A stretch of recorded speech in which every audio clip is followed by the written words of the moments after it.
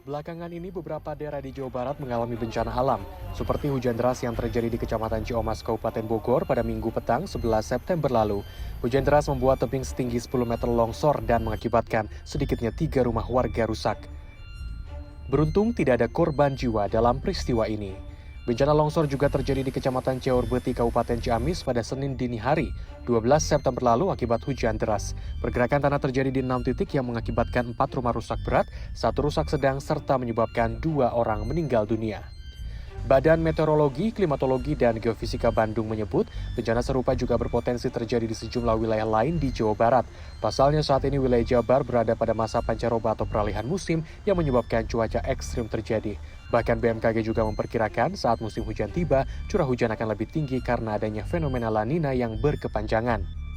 Memasuki masa peralihan dan juga musim hujan ini, kemungkinan besar berdasarkan dari outlook climate yang ada pada saat sekarang, kemungkinan memang sifat hujannya adalah di atas normal ya. Artinya bisa mencapai peningkatan hingga 100% gitu, walaupun tidak semua wilayah sama. Artinya potensi bencana hidrometeorologi juga akan ikut meningkat.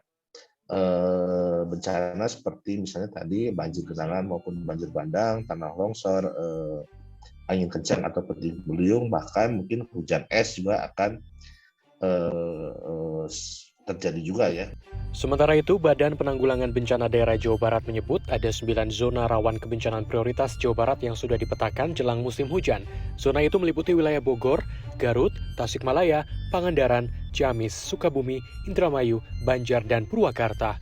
Menurut BPBD Jabar, 9 daerah ini akan masuk pada puncak musim hujan mulai Oktober hingga November mendatang. Sejumlah antisipasi mulai dilakukan BPBD Jabar.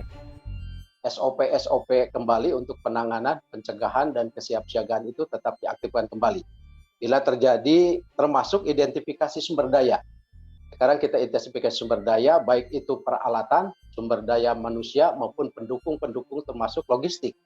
Nah, itu harus sudah diidentifikasi seberapa besar, sehingga antisipasi itu menjadi bagian yang tidak terpisahkan bila terjadi. Kalau memungkinkan memang dirasa perlu, nanti juga kita dorong supaya wilayah-wilayah itu juga mengaktifkan poskonya.